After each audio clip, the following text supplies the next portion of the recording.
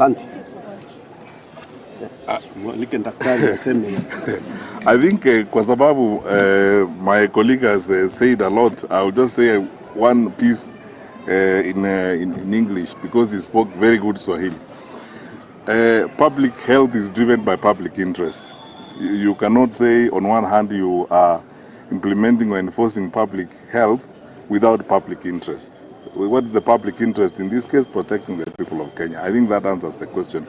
But to say in brief, I'm very, very grateful. Mimi nashukuru Mwenyezi Mungu, nimepata nafasi kuja hapa Meru leo, kukutana na wenzetu hapa, viongozi wa PNU, wazee na viongozi na akina mama na vijana mashinani katika Meru, ili kueneza urafiki wetu na uhusiano wetu na viongozi wa pande hii ya jamhuri yetu tukufu ya Kenya. Mjadala kuhusu uongozi wa nchi yetu unaendelea, na mwaka ujao majaliwa ya Mwenyezi Mungu tutaenda kupiga kura.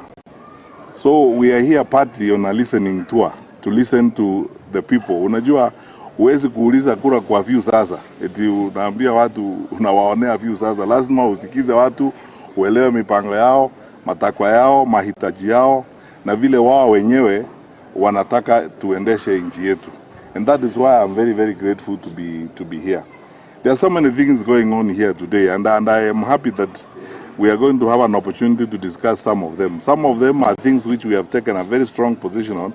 For instance, I want to tell you this, and even when we are engaged in this political debate and whatever we are doing here, as always, I will insist, tutakuwa na mjadala wa heshima, bila matusi, bila kitu chochote, kuongea tu na wananchi na kusema maneno vile yako na ukweli vile ulivyo. Mambo mengine mengi ambayo yanafanywa na serikali, hata ukiangalia pande hii ya Meru, like now taking part of Mount Kenya Forest hapa Meru kujenga State House, mambo ya kushangaza sana.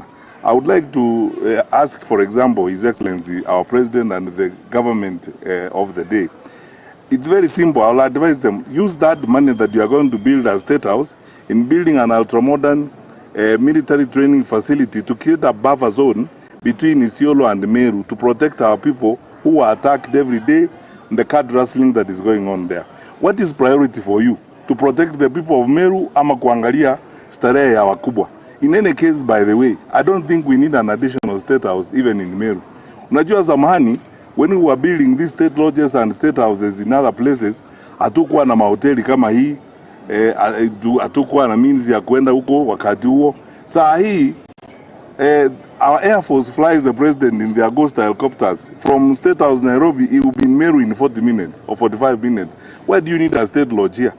Unaweza kuja hapo ukae na watu, starehe, uongee na watu, na ukimaliza kuongea nao ukitaka kulala.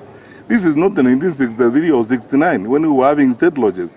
Now we have beautiful hotels, private investments that have been done in various parts of the country. Let us make use of them and give them businesses. So instead of pouring the amount of money they would like to pour in doing something like that, that is unwise. They should spend those resources in constructing a crack unit training facility in all these places like Buri, where there have serious challenges, where our people are being killed every day. That's what I would do if I was president. That's what I would use the resources for. I would not use them to build a state lodge. I would not hire part of Mount Kenya Forest to build a state lodge. I would use those resources to build an ultra-modern military training facility to provide a buffer unit that secures the people of Meru. 144 people have been killed here because of card rustling and so on. I mean, government is about solving problems. Why don't we solve those problems? That's why we are here to discuss with the local leaders na watu wa pande hii. Tunawezaje kutatua na kuongea na viongozi, because there are leaders here, wale ambao wamechaguliwa. We want to have a conversation about the welfare of our country on matters like those ones that we are talking about. We can see clearly, instead of wasting resources in the manner in which they want to do, now let us pay attention to the security of our people and the number of lives that we have lost in this part of the country all along. I suggest, and personally I think, this I can almost pledge to the people of Kenya. If I was so blessed and so lucky to be given the opportunity to be the leader of the country in that particular respect, I will not build a single new state lodge anywhere in Kenya. And I will not build a new single state facility for the president to sleep, because that is not good investment. That's not a good resources. Na nyinyi ndio mnajua hii maneno na wauliza. Hakuna mtu ako na pesa nyingi kuliko Marekani. White House ni moja. President akienda pande ile nyingine analala kwa mahoteli na kule kwingine. Ukija hapa Meru, what is the problem? Utaweza kulala hoteli kama hii? You can even take it over for a day and so on. Instead of wasting money in those kinds of things, why don't we now focus? Sasa unajua Kenya imekomaa. We are a serious country. Let us have conversations about the welfare and the future of our people as the people who love their country and who want to make a difference in the lives of our people.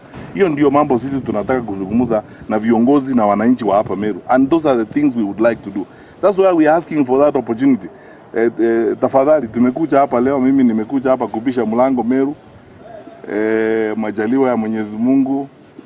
Wakati huo ukifika nitapeleka barua yangu ya kuomba kazi kwa Wakenya. Kwanza hawa wananchi wa Meru, nitaendelea kupisha mlango na nimekusha kupisha mlango hapa Meru. Kwa mapenzi yao wakikubali wanifungulie nitafurahi sana. Ndio nimekuja na ndugu zangu wa PNU. Asante sana na Mungu awabariki. Nimesema about you cannot have public health that is not driven by public interest. Public health must be driven by public interest. And as my brother has explained brilliantly, the understanding we have about quarantine is that you quarantine people where there is a problem. You don't fly them, across, to 2 countries or 3 countries. Why can't you build the same facility in DRC? No one is explaining this. And then to my brother and our Minister for Health, democracy is government by deliberation. It's government by conversation. We are a democracy. And the people of Kenya have a right to ask, even if they ask stupid questions, it's still their right. And they also have a right to be answered, all those questions they're asking. That's our duty as leaders. It's our responsibility.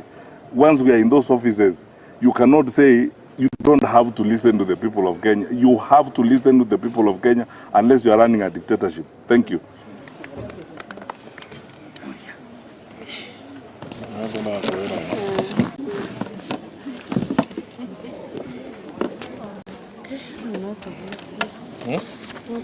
Mm.